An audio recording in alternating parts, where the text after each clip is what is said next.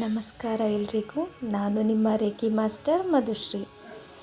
ಇಂದಿನ ಕತೆ ಪರಮೇಶ್ವರ, ನಮ್ಮ ಅಖಿಲಾಂಡ ಕೋಟಿ ಬ್ರಹ್ಮಾಂಡ ನಾಯಕ ಪರಮೇಶ್ವರನ ಕತೆ. ಇಲ್ಲಿ ಮನುಷ್ಯ ತಿಳಿಬೇಕಾದ್ದು ನಾನು, ನನ್ನದು, ಅಹಂಕಾರ, ಅಹಂ, ಸ್ವಾರ್ಥ ಇವೆಲ್ಲವೂ ಕೂಡ ಕ್ಷಣಿಕ ಮಾತ್ರ. ನಮ್ಮ ಆತ್ಮ ಪರಂ ಜ್ಯೋತಿಯಷ್ಟೇ ಶಾಶ್ವತ. ಇಲ್ಲಿ ಒಂದು ಕತೆ, ಅದು ನಿಮಗಾಗಿ ಹೇಳೋಕ್ಕೆ ನಾನಿವತ್ತು ಈ ವಿಡಿಯೋನ ಮಾಡ್ತಾಯಿದ್ದೀನಿ. ಎಲ್ಲೋ ಓದಂತಹ ಇದೊಂದು ಕತೆ. ಒಮ್ಮೆ ಪಾರ್ವತಿ ದೇವಿ ಪರಶಿವನಲ್ಲಿ ಕೇಳ್ತಾಳಂತೆ, ಅಖಿಲಾಂಡ ಕೋಟಿ ಬ್ರಹ್ಮಾಂಡ ನಾಯಕರಾದ ನೀವು ಯಾಕೆ ಹೀಗೆ ಯಾವಾಗಲೂ ಈ ಹಾಳು ಬಯಲು ಸ್ಮಶಾನದಲ್ಲಿ ತಿರುಗುತ್ತೀರಲ್ಲ ಅಂತ ಕೇಳ್ತಾಳೆ.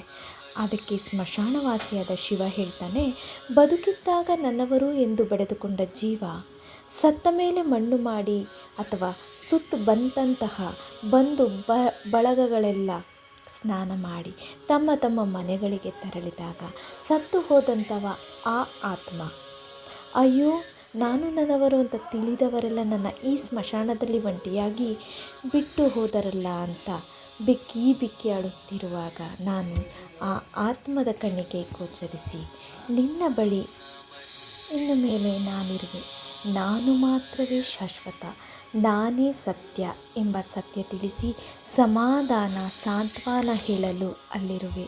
ಅವುಗಳಿಗೆ ಇನ್ಯಾರು ದಿಕ್ಕುದೆಸೆ, ನಾನೇ ಅಲ್ಲವೇ ಎಂದು ಹೇಳಿದಾಗ ಪಾರ್ವತೀ ದೇವಿಯ ಕಣ್ಣು ತುಂಬಿ ಶಿವನಿಗೆ ನಮಸ್ಕರಿಸುತ್ತಾಳೆ. ಓಂ ನಮೋ ಭೂತನಾಥಾಯ ಎಂದು. ಎಷ್ಟು ಸತ್ಯ ಅಲ್ವಾ? ನಮ್ಮ ಜೊತೆ ನನ್ನ ಗಂಡ, ನನ್ನ ಮಕ್ಕಳು ಅಥವಾ ನನ್ನ ಹೆಂಡತಿ, ನನ್ನ ಮಕ್ಕಳು, ನನ್ನ ತಂದೆ, ನನ್ನ ತಾಯಿ, ನನ್ನ ಮನೆ, ನನ್ನ ಆಸ್ತಿ, ನನ್ನ ಹೊಲ, ನನ್ನ ಭೂಮಿ ಇದ್ಯಾವುದು ನಮ್ಮ ಜೊತೆ ಬರುವುದಿಲ್ಲ. ಬರುವಂಥದ್ದು ಕೇವಲ ಪಾಪ ಪುಣ್ಯವಷ್ಟೇ. ಈ ಆತ್ಮವಷ್ಟೇ ಶ್ರೇಷ್ಠ, ಈ ಆತ್ಮವಷ್ಟೇ ಸತ್ಯ, ಪರಮಾತ್ಮನಷ್ಟೇ ಸತ್ಯ. ಇದನ್ನು ತಿಳಿದು ಬಾಳುವವನು ಬದುಕಿನಲ್ಲಿ ಸಾಧನೆಯ ಗುರಿಯನ್ನು ತಲುಪುತ್ತಾನೆ. ಈ ಕತೆ ನಿಮಗೆಲ್ಲ ಇಷ್ಟ ಆಯಿತು ಅನ್ಕೋತೀನಿ. ಈ ಕಥೆಯನ್ನು ಸೃಷ್ಟಿಸಿದವರು ಯಾರು ನನಗೆ ಗೊತ್ತಿಲ್ಲ, ಬಟ್ ಆ ಕಥೆಯನ್ನು ಕೇಳಿ ನಿಮಗೆಲ್ಲ ಹೇಳಬೇಕು ಅನ್ನೋ ಒಂದು ಇಚ್ಛೆ ಇತ್ತು. ನಿಮಗೆಲ್ಲ ಈ ಕತೆ ಇಷ್ಟ ಆಯಿತು ಅನ್ಕೋತೀನಿ. ನಮಸ್ಕಾರ.